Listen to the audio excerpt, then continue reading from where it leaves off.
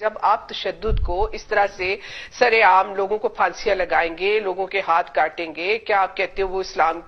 کے حوالے سے اگر آپ کہتے ہیں جو آنکھ کا بدلہ آنکھ ہے تو کیا آپ لوگوں کی آنکھیں نکالیں گے؟ اور بات یہ ہے کہ آپ کیوں معاشرے کے اندر شدت پسندی کے رجحانات اور وائلنس کی ایکسیپٹنس بڑھانا چاہتے ہیں؟ پھانسی لگانا جو ایک تشدد کا ایک عمل ہے، یا لوگوں کو سرے عام جو زیاد کے دور میں کوڑے لگتے تھے اور پورے ایک تماشا دیکھنے کے لیے لوگ کھڑے ہو سکتے تھے، کیا ہمیں طالبان سٹائل جسٹس کی طرف ہم پاکستان کا معاشرہ جانا چاہتا ہے جہاں وہ لوگوں کے سر کاٹ کے ان سے فٹ بال کھیل کے لوگوں کے اندر خوف پیدا کرنے کی بات کی جا رہی ہے؟ وہ ایک دوسری ایکسٹریم ہے، نو اب کیا آنکھ کے بدلے وہ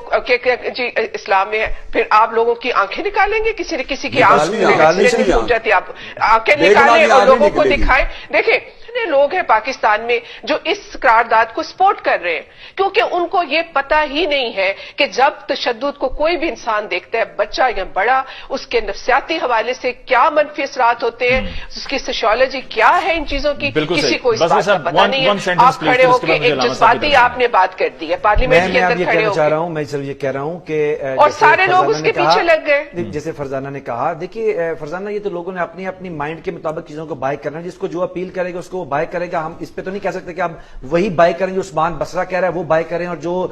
سام علی ظہیر صاحب کہہ رہے ہیں اس کو بائی نہ کریں، تو یہ تو ڈیموکریسی نہیں ہے۔ لیکن میں یہ کہہ رہا ہوں کہ آپ نے کہا کہ ایگزیمپلری پنشمنٹ نہ دیں، لوگوں کو دکھانے کے لیے نہ دیں، تو سزا کا کانسیپٹ کیا ہے؟ کیا کسی کے جسم کو تکلیف دینا مقصود ہے؟ کیا کسی کے ہاتھ کاٹ کے یہ کہنا مقصود ہے ساری زندگی وہ ایک ہاتھ سے گزارے؟ سزا کا مقصد ہی معاشرے میں لوگوں کو بتانا ہے کہ جرم کے بعد کے کنسیکوینسز یہ ہیں، ڈائر کنسیکوینسز ہیں۔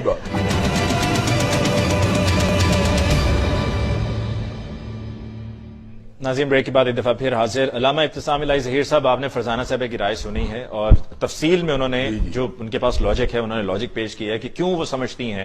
کہ یہ قرارداد جو پیش ہوئی ہے یہ ٹھیک نہیں ہے۔ بیمار ذہنیت کا ذکر ہوا، ریفرنسز بھی دیے گئے کہ ہمارے معاشرے میں کیا ہوتا رہا ہے اور کیا ہو رہا ہے۔ دیکھیں بنیادی طور پر بات یہ ہے کہ جو انہوں نے بات کی ہے نا کہ سزا جو ہے وہ ٹل ڈیتھ جو ہے اس کو امپریزمنٹ دے دی ہے، میں سمجھتا ہوں کہ یہ اس بندے کے جرم کی سزا نہیں ہے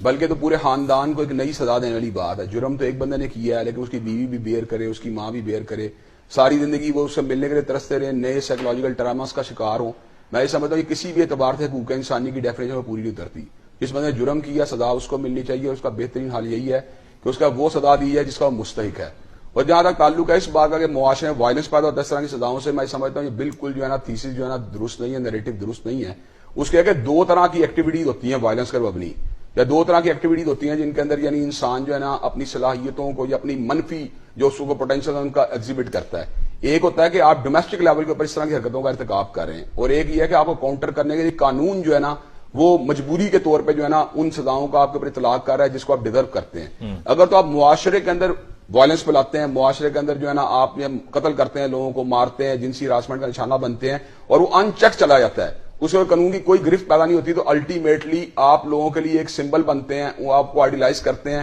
اور یہ دیکھتے ہیں اگر وہ بندہ اسکیپ کرنے میں کامیاب ہو گیا تو ہم بھی کامیاب ہو جائیں گے، تو وہ نتیجتاً ان کے اندر ایک وائلنس کا جو ہے ٹرینڈ پیدا ہوتا ہے۔ لیکن جب اسی کو چیک کیا جاتا ہے، جب اس کو اکاؤنٹیبلٹی اس کی ہوتی ہے اور وہ جو قتل کرنے والا قتل ہوتا ہے، زنا کرنے والا پکڑا جاتا ہے، اسے کوڑے لگتے ہیں، یا ریپسٹ جو ہوتا ہے اس کو سزائے موت دی جاتی ہے، تو اس سے معاشرے وائلنس نہیں پیدا ہوتی بلکہ خوف پیدا ہوتا ہے، اور خوف کی اس نفسیات کو دنیا کے اندر ہر این جی او کا بندہ مانتا ہے، دنیا کے اندر ہر سول سوسائٹی کا بندہ مانتا ہے، دنیا کے اندر ہر پولیٹیکل سائنٹسٹ مانتا ہے، اور اس بات کو فرزانہ صاحبہ نے بھی ایڈمٹ کیا کہ بنیادی طور پر سزاؤں کا مقصد معاشرے میں لوگوں کو ڈسپلن میں لے کے آنا ہوتا ہے۔ لیکن علامہ صاحب قدر کرام کے لیے معذرت، یہ بھی ساتھ میں فرزانہ صاحبہ نے کہا ہے کہ یہ جب سزا ہوئی تھی زینب کے کیس میں جو مجرم تھا اس کو، تو اس کے بعد بھی واقعہ ہوا ہے۔ بالکل ہوا ہے، ہم یہ بات مانتے ہیں، ہم یہ بات سمجھتے ہیں کہ جب اس کو باقاعدہ طور کے اوپر نیشنل لیول کے اوپر انٹروڈیوس کروایا جائے گا اور ایک تھریٹ کے طور کے اوپر اور ایک چیک کرنے کے لیے باقاعدہ طور پر اس کو امپلیمنٹ کیا جائے گا کہ ہم کسی ایسے مجرم کو نہیں چھوڑیں گے، اس کے کاؤنٹر کئی دوسری ایسی باتیں آ رہی تھی کہ یار ایک مجرم تو پکڑا گیا لیکن 20 چھوٹ گئے، ایک مجرم پکڑا گیا سینکڑوں چھوٹ گئے، تو الٹیمیٹلی اس کے نتیجے کے اندر ایک عام ٹرینڈ نہیں جا رہا، یہ عام میسج نہیں جا رہا۔ لیکن اگر آپ اس چیز کو ایک باقاعدہ طور پہ اناؤنس کرتے ہیں اور اس کو باقاعدہ طور پہ پارلیمنٹ کے ساتھ جو آپ کا اپر ہاؤس جو ہے وہ بھی اس کو انڈورس کرنے کا باقاعدہ قانون کی شکل دیتا ہے، اور یہ تھریٹ کے طور پہ سامنے بات آ جاتی ہے کہ جو بھی زیادتی کا ارتکاب کرے گا اس کو پھانسی کا نشانہ بننا پڑے گا، سر عام پھانسی کا نشانہ بننا پڑے گا، تو میں سمجھتا ہوں الٹیمیٹلی منفی ذہنیت کو کنٹرول کرنے کا کیا دوسرا طریقہ ہے جس کو ہم اڈاپٹ کر سکتے ہیں اس سوائے سزا کے؟ اگر اس بات کو نہ مانا جائے جرم و سزا کا پورا نظام ہی معطل ہو جائے گا۔ दुनिया कोई मुझे कानून बताएं, हत्ता कि वो लोग जो एक्सट्रीमिज्म को कुचलने के लिए या टेररिज्म को कुचलने के लिए एक्टिविटी करते हैं, वो भी तो उसके अंदर जो है ना पनिशमेंट का जो है रास्ता इस्तेमाल करते हैं या काउंटर टेररिज्म टेक्निक्स को इस्तेमाल करते हैं, वो टेररिज्म को खत्म करने के लिए उनको जहां दबाने की कोशिश करते हैं। तो अल्टीमेटली दुनिया के अंदर हर जगह यही हो रहा है, जुर्म होता है उसको सजा के जरिए कंट्रोल किया जाता है, सजा को चाहे माइल्ड करार दें या आप उसको संगीन करार दें या उसको इंटेंस करार दें, लेकिन दुनिया का कोई मुआशरा सजाओं के बगैर नहीं चल सकता। और दूसरी बात है, खुद ये बात की गई, उसी तशहीर की गई,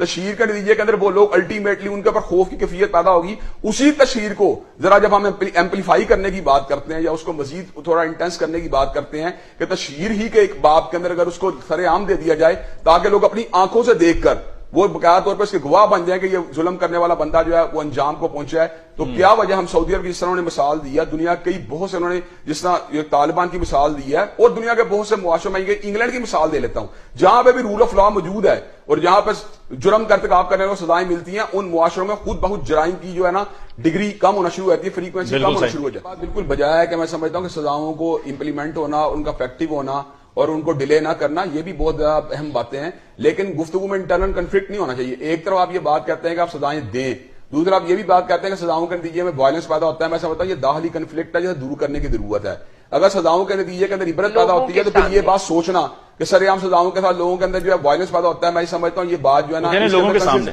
ये कंसिस्टेंसी नहीं है इसके अंदर। अगर आप उसको तशहीर के बाब में लेना चाहते हैं और आप जिस तरह मेरे से पहले बसरा भाई ने बात की है कि बुनियादी और सजा का मकसद तो ये होता है मुआशरे को जो अलार्म करना, मुआशरे को वार्न करना, मुआशरे को डराना, अगर उसमें ये एलिमेंट खत्म करना चाहते हैं तशहीर के जरिए, सरेआम पनिशमेंट के जरिए, मुझे बताएं मुआशरे को आपने क्या मैसेज देना है। इसका मतलब उनको फिर तो आप एक लिहाज से उनको जो है जस्ट उनको ये आप नजरबंद कर रहे हैं या आप उनको फैसिलिटेट करने की बात कर रहे हैं या लोगों को आप मजीद हौसला अफजाई कर रहे हैं कि जुर्म किया गया, ज्यादती की गई, कत्ल किया गया, बच्चे का रेप किया गया, लेकिन फिर भी वो जेल के अंदर जो है ना वो जिंदगी गुजार रहा है, उसका कोई जो है ना उसका मामला हल नहीं हुआ। बिल्कुल सही।